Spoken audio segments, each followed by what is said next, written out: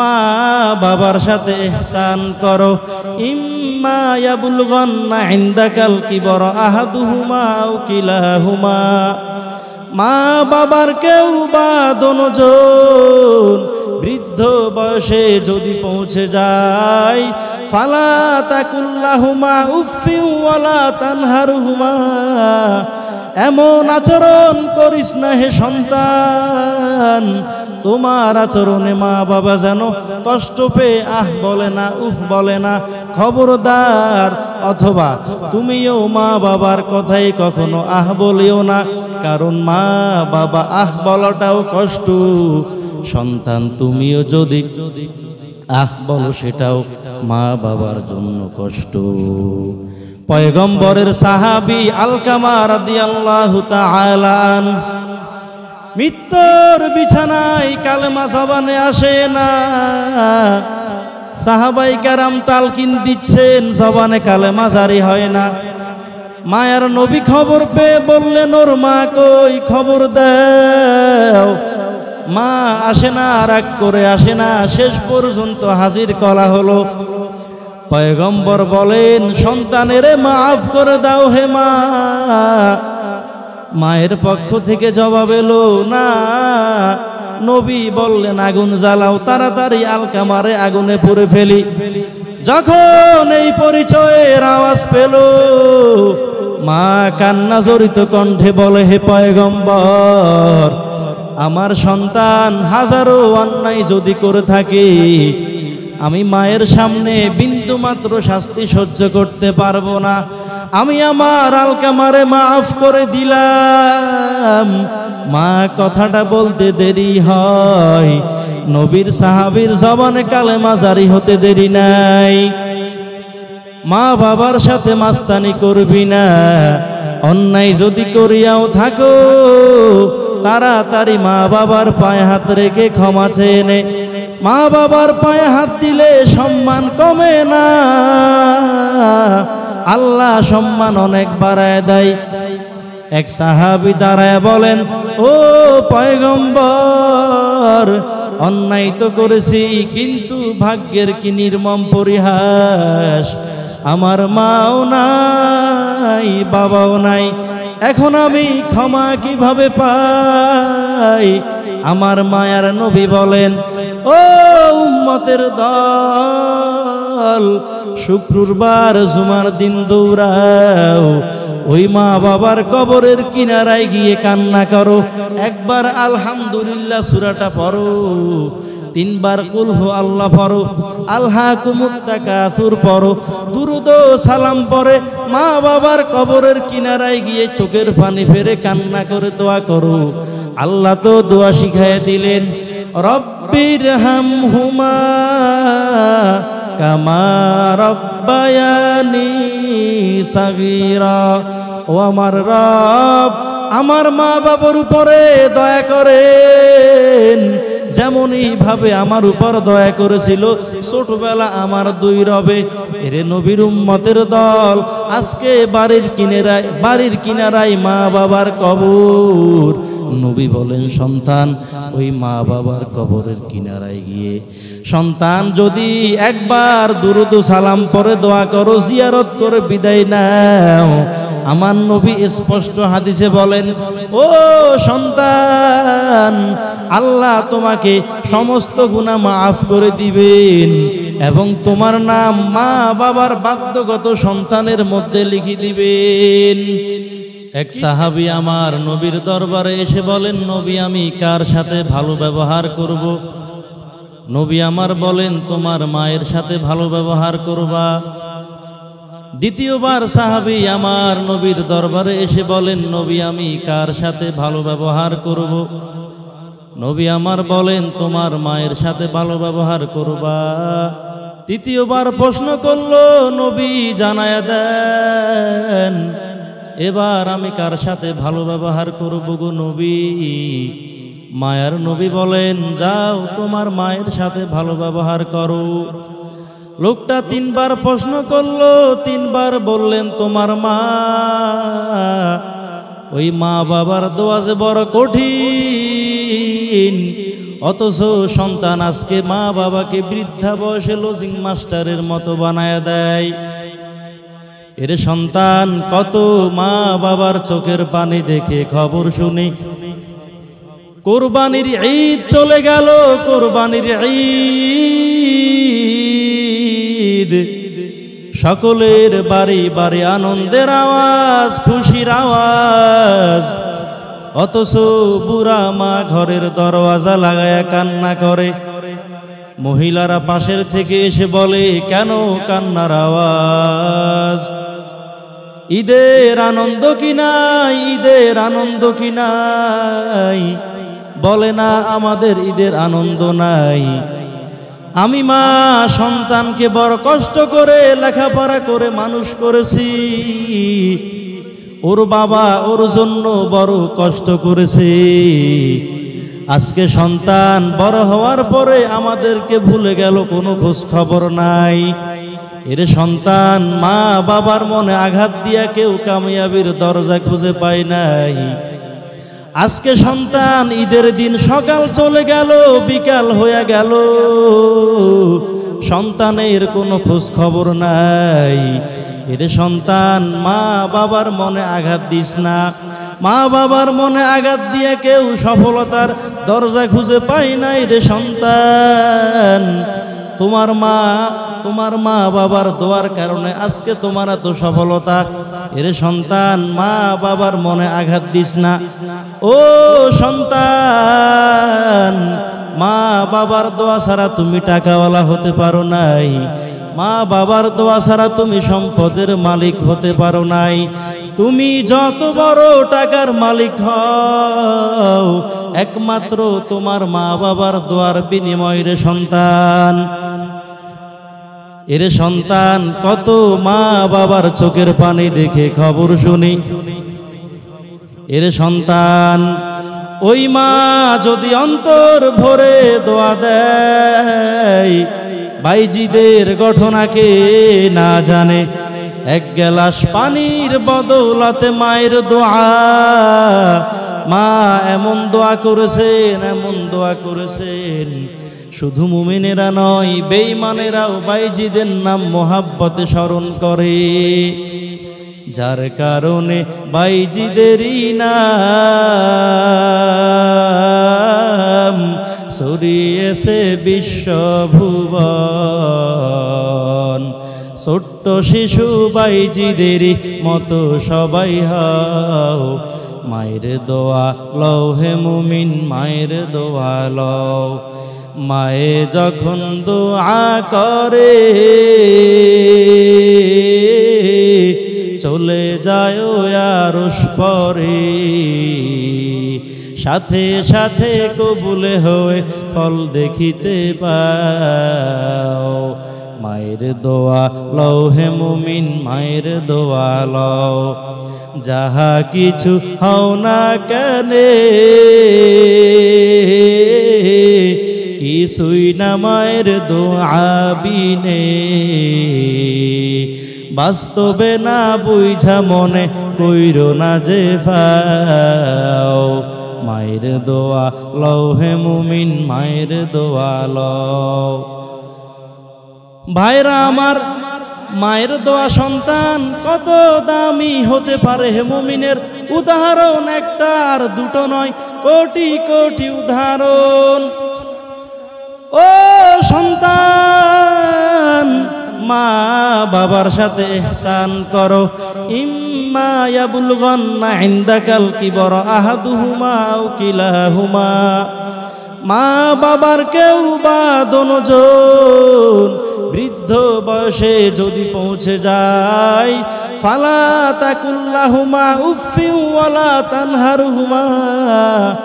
এমন আচরণ করিস না হে সন্তান, তোমার আচরণে মা বাবা যেন কষ্ট পেয়ে আহ বলে না, উফ বলে না। খবরদার, অথবা তুমিও মা বাবার কথাই কখনো আহ বলিও না, কারণ মা বাবা আহ বলাটাও কষ্ট। সন্তান তুমিও যদি আহ বলো, সেটাও মা বাবার জন্য কষ্ট। পয়গম্বরের সাহাবী আলকামা রাদিয়াল্লাহু তাআলা আনহু মৃত্যুর বিছানায় কালেমা জবানে আসে না। সাহাবাই কেরাম তালকিন দিচ্ছেন, জবানে কালেমা জারি হয় না। মায়ার নবী খবর পেয়ে বললেন, ওর মা কই, খবর দাও। মা আসে না, রাগ করে আসে না, শেষ পর্যন্ত হাজির করা হলো। পয়গম্বর বলেন, সন্তানের মাফ করে দাও হে মা। মায়ের পক্ষ থেকে জবাব এলো না। নবী বললেন, আগুন জ্বালাও, তাড়াতাড়ি আলকামারে আগুনে পুড়ে ফেলি।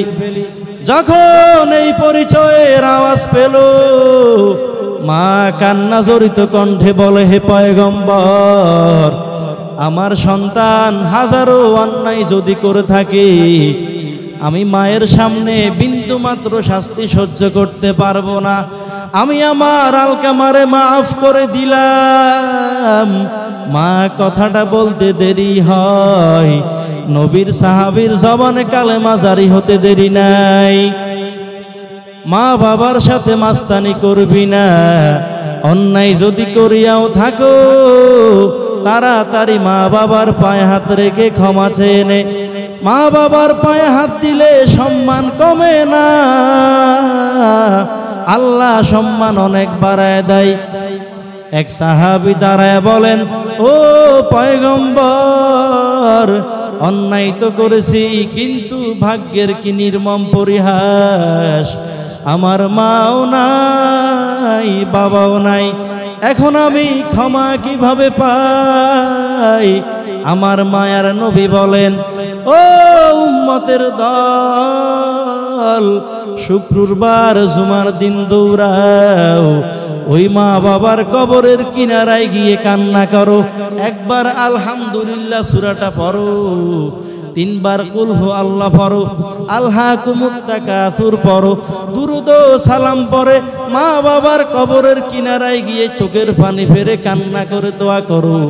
আল্লাহ তো দোয়া শিখাইয়া দিলেন, রব্বির হামহুমা কামা রব্বায়ানি সাগীরা। ও আমার রব, আমার মা বাবার উপরে দয়া করেন, যেমনই ভাবে আমার উপর দয়া করেছিল ছোটবেলা আমার দুই রবে। এরে নবীর উম্মতের দল, আজকে বাড়ির কিনারায় মা বাবার কবর। নবী বলেন, সন্তান ওই মা বাবার কবরের কিনারায় গিয়ে সন্তান যদি একবার দুরুদ সালাম পরে দোয়া করো, জিয়ারত করে বিদায় নাও, আমার নবী স্পষ্ট হাদিসে বলেন, ও সন্তান, আল্লাহ তোমাকে সমস্ত গুনাহ মাফ করে দিবেন এবং তোমার নাম মা বাবার বাধ্যগত সন্তানের মধ্যে লিখে দিবেন। কি দুঃখ, কি দুঃখ গো, আজ আমার বাংলাদেশের যুবক চাঁদা টাকা উঠায়া ব্যানার টানায়া বাস রিজার্ভ করে শাহজালালের দরবারে দৌড়াই, শাহপরানের দরবারে দৌড়াই, আমানত ছাড় দরবারে যাও। ওরে আল্লাহর বান্দা, কেন গিয়েছো বল? শাহজালালের মাজারে গেলি, এক সপ্তাহ বন্ধু বান্ধব নিয়ে ঘুরলি রে যুবক, কি করলি যুবক বল? 5 ওয়াক্ত নামাজও জামাতে পড়লি না, তুই কি করলি? কপাল পোড়া কি করলি? ওরে আল্লাহর ওলি শাহজালাল কত বড় ওলিয়ে কামেল, তুই তো একটু বরকত নিতে পারলি না রে বাবা। অথচ আজকে বাড়ির কিনারায় মা বাবার কবর পড়ে আছে। নবীজি আমার হাদিসে বলেন, একটা সমুদ্রের মধ্যে একটা মাঝি যখন রাত্রবেলা নৌকা নিয়ে ভাসতেছে, হঠাৎ করে তুফান আর তুফান, কোনো কেউ নাই। ওই মাঝি বলে, বাঁচাও আমাকে, বাঁচাও। তখন ওই মাঝির জন্য কেউ থাকে না।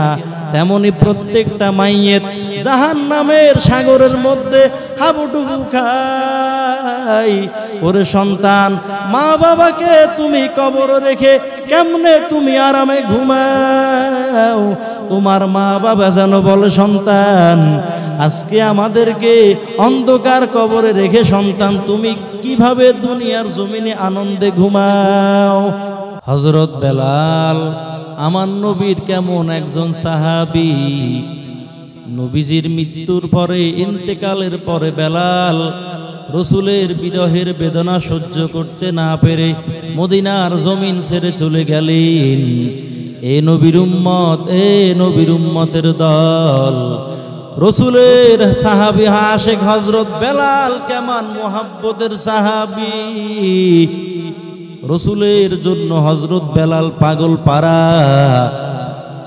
আমার নবী যখন রাস্তা দিয়ে হাঁটতেন, বেলাল আমার নবীর আগে আগে হাঁটতেন। বেলালের একটা আমল ছিল, রসুলের আগে বেলাল রাস্তা পরিষ্কার করতেন, রাস্তার মধ্যে পাথর আর কাঁটাগুলো সরাইতেন। আমার নবী রাস্তা পরিষ্কার করার পরে ওই রাস্তা দিয়ে হাঁটতেন।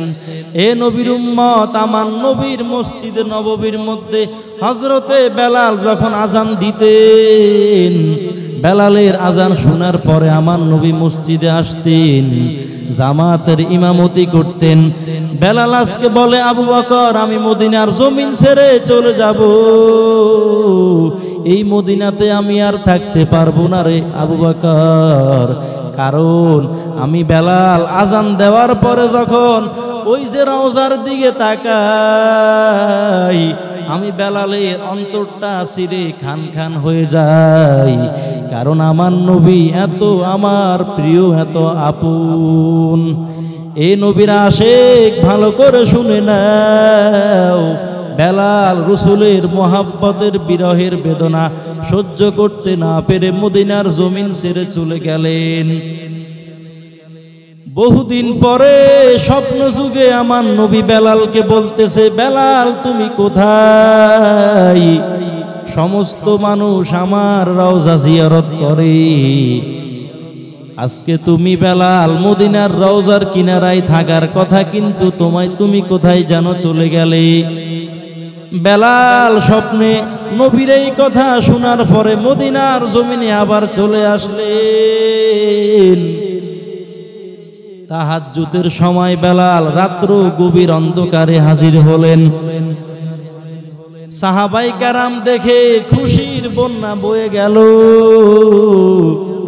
রসুলের আশেক ওই যে আফ্রিকার জঙ্গলের কালো বেলাল সাহাবী আমাদের চলে এসেছেন। সমস্ত মদিনার এলাকার মধ্যে খবর ছড়িয়ে পড়ল,